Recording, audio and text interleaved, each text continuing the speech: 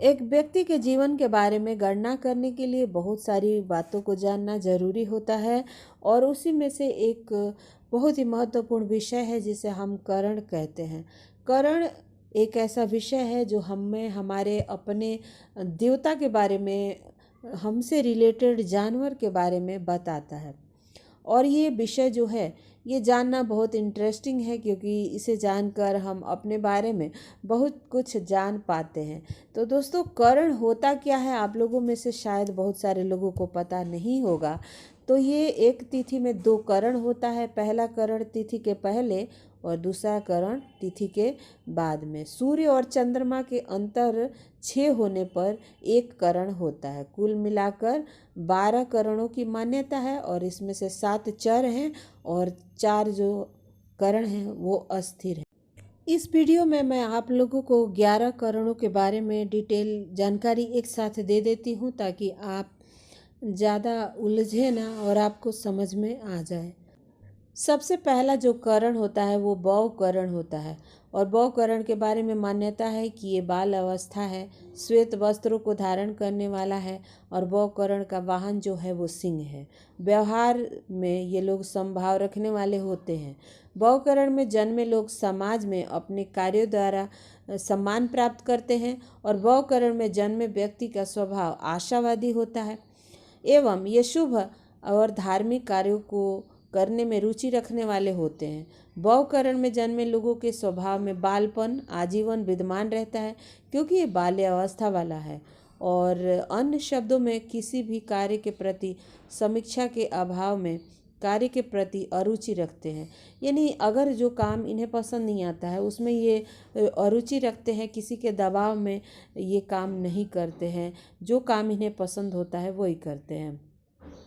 और बौ करण में जन्मे व्यक्ति शुभ कार्यों के प्रति आस्थावान एवं नैतिक कार्यों के प्रति अनैतिक कार्यों के प्रति नकारात्मक भाव रखते हैं। अगर कोई अनैतिक कार्य है तो उसमें वो रुचि नहीं लेंगे। और बौ करण में जन्म लेने वाला व्यक्ति प्रतापी होता है। एक अन्य मतानुसार बौ करण में जन्मे लोगों को किसी नशे के प्रति झुकाव हो सकता है या किसी प्रकार के नशे आदि में ये लोग शामिल हो सकते हैं। बौ करण होने पर यात्रा के लिए प्रस्थान एवं प्रवेश किया जा सकता है। बौ करण जो है वो शुभ। आइए हम दूसरे करण की चर्चा करते हैं। ये करण है बालव। इसके बारे में पहले भी बताया है, लेकिन फिर से इसमें बता देती हूँ। दोस्तों, बालव जो करण होता है इसके देवता होते हैं ब्रह्मा जी, और ब्रह्मा जी के प्रभाव में ये लोग रहते हैं। यानी कि धर्म के क्षेत्र में इनका बहुत योगदान होता है।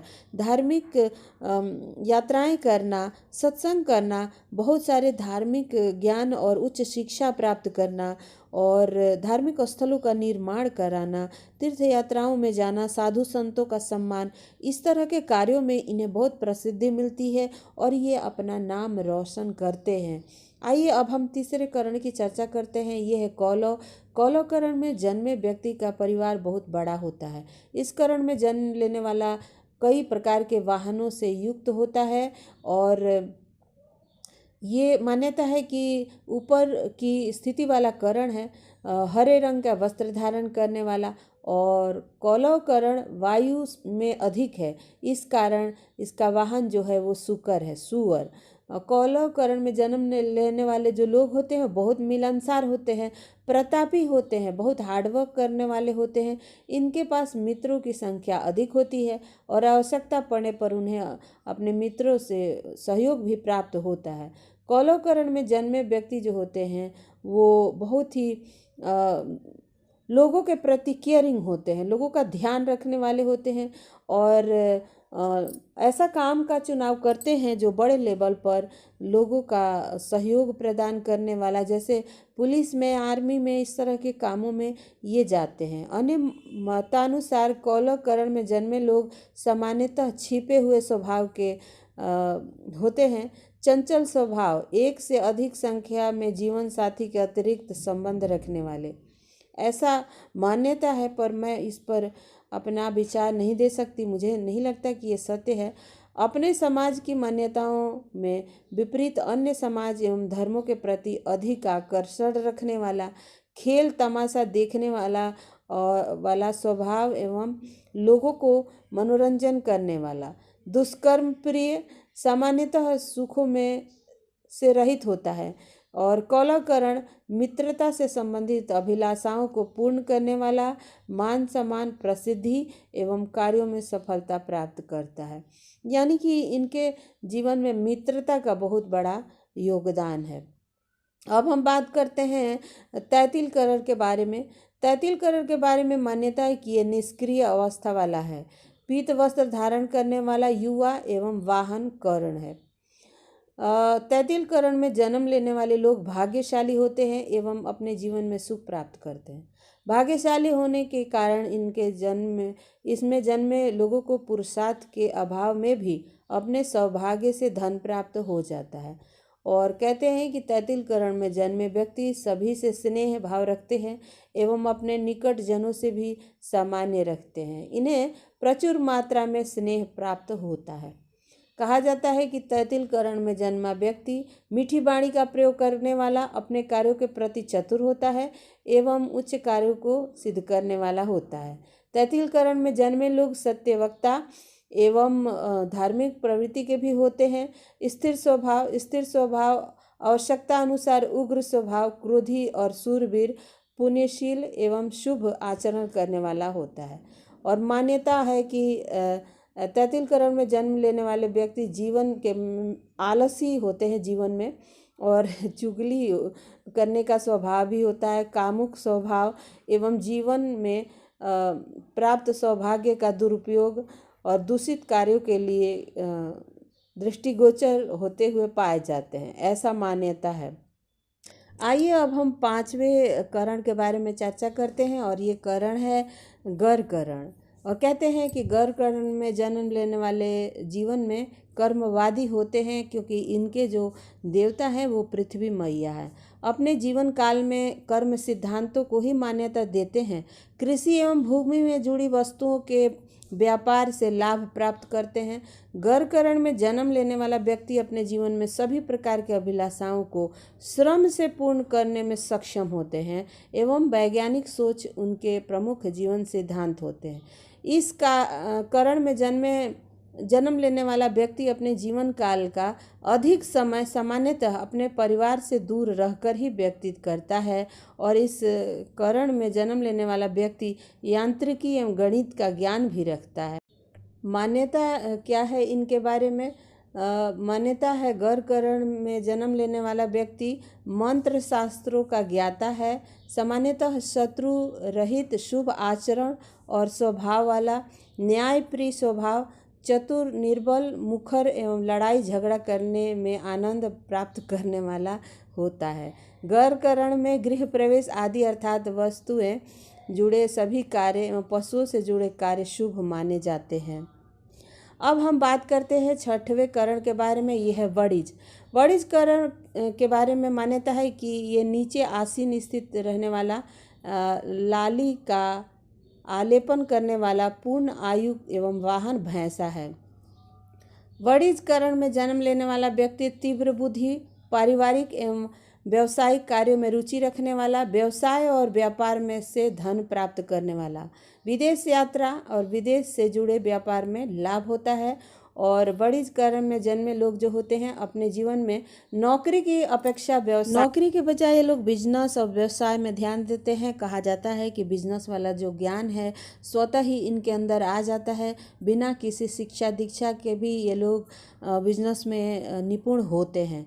इनके मत है कुछ लोगों का कि ये लोग विपरीत लिंग के प्रति आसक्त चित्त वाला होते हैं, ये मत है। और वणिज करण जो होता है वो व्यवसाय करने के लिए बहुत शुभ मान।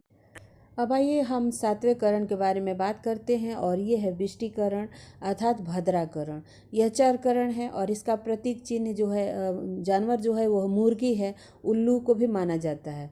और इसका जो मध्यम फल देने वाला कहा गया है, इसकी जो अवस्था है वो बैठी हुई मानी जाती है। इस करण में कोई भी शुभ काम नहीं करना चाहिए, और ऐसे लोग कहा जाता है कि पाप कर्म में लिप्त रहने वाले होते हैं, और समाज से इन्हें मान सम्मान प्राप्त नहीं होता है। किसी भी तरह से ये अपने बारे में सोचने वाला, अपना हित करने के बारे में सोचते हैं, दूसरों को नुकसान पहुंचाने के बारे में भी सोच सकते हैं। इस वजह से इन्हें कोई भी असामाजिक काम करने में भी रुचि रहता है, ऐसा मान्यता है। और लड़ाई झगड़ा चोरी डकैती जैसे कार्यों में इन्हें सफलता मिलती है। इनकी प्रवृत्ति जो है वो तामसिक होती है और इससे संबंधित कोई भी कार्य जो है उसमें सक्रिय ज़्यादा होते हैं। इनका सिक्स सेंस अत्यधिक सक्रिय होता है। ये जो विष्टि जो है वो शनिदेव की बहन है और थोड़े से तामसिक स्वभाव के, इसी वजह से इस करण में जन्म लेने वालों के बारे में ऐसा कहा जाता है। अब हम बात करते हैं शकुनी के बारे में, यानी करण शकुनी के बारे में। ये स्थित करण है, इसका प्रतीक कोई भी पंछी नहीं है। यद्यपि इसका अवस्था ऊर्ध्वमुखी है, फिर भी इन्हें सामान्य फल देने वाला करण माना जाता है। ऐसे लोग संकीर्ण मानसिकता के होते हैं, स्वयं को सामूहिक कार्यों से अलग रखना पसंद करते हैं, स्वतंत्र विचार के होते हैं। इस कारण अपने लोगों से विरोध करना भी शुरू कर देते हैं और सामाजिक कार्यों में अपना दिलचस्पी नहीं रखते और थोड़े से संकीर्ण मानसिकता के माने जाते हैं, शकुनीकरण के, और नाम से ही शकुनी है। आइए अब हम जानते हैं 9वें करण के बारे में, और ये है किस्तुघ्न। ये एक स्थिर करण है। इसके प्रतीक माने जाने वाले हैं कृत्रिम कीट और कीड़े। इसका फल सामान्य है तथा इनकी अवस्था ऊर्ध्वमुखी मानी जाती है। जातक स्वयं के कुल की रक्षा करता है, संयुक्त परिवार में रहना पसंद करता है। ऐसे लोग ग्रुप में मिलकर काम करते हैं और पसंद भी करते हैं और समाज में इनका विशेष अस्तित्व दृष्टिगोचर होता है। ये लोग अपने जो काम करते हैं उसमें कुछ ऐसा कर जाते हैं कि लोगों के दृष्टि में आते हैं और कोई समस्या आने पर तुरंत घबरा जाते हैं, यानी थोड़ी सी इनकी पेशेंस इनके अंदर कम होता है। और इनका जो जानवर है वो कृत्रिम कीड़े मकोड़े होते हैं। अब हम 10वें करण की चर्चा करते हैं। चतुष्पद है 10वां करण और यह स्थिर करण है। इसका प्रतीक है 4 पैर वाला पशु। इसका भी फल सामान्य है तथा इसकी अवस्था सुप्त मानी जाती है। ऐसे लोगों की बुद्धि तेज होती है परंतु इन्हें बुद्धि का एहसास कराना पड़ता है। एक जगह पर स्थिर हो गए तो वहीं के हो जाते हैं। सभी प्रकार के खाना इन्हें पसंद है। झगड़ालू प्रकृति के होते हैं परंतु वफादार होते हैं, ऐसा माना जाता है चतुष्पद वालों के बारे में। और आखिरी जो करण है वो है नाग, और यह स्थिति जो करण की है इसका प्रतीक चिन्ह है सर्प, और माना जाता है कि इन्हें गुप्त रूप से कार्य करना पसंद है और इनके पास रूप बदलने की विशेष कला होती है। ऐसे जातक स्वाभिमानी होते हैं, कभी भी अपने स्वाभिमान से समझौता नहीं करते हैं, सामान्यतः किसी को परेशान नहीं करते, परंतु अपने यदि कोई इन्हें परेशान करे तो छोड़ते भी नहीं हैं। ये है नाग, नाम से ही प्रतीत हो रहा है कि ये नाग है। तो नागकरण वालों के बारे में ये जानकारी थी। और अब मैं आप लोगों से लेती हूँ विदा। वीडियो बड़ा हो गया होगा तो माफ़ी चाहूँगी, और डिटेल जानकारी मुझे एक ही वीडियो में देना था इसलिए मैंने वीडियो बना दिया। आपको कैसा लगा बताइएगा। अगर आपके काम का हो चैनल तो सब्सक्राइब कर लीजिएगा। आने वाले समय में अब एक एक ग्रहों के बारे में मैं चर्चा करूंगी जो मैंने अभी तक ऑब्जर्व किया है, देखा है, समझा है। अब आपसे लेती हूँ विदा। Thank you so much for watching. सर्वे भवन्तु।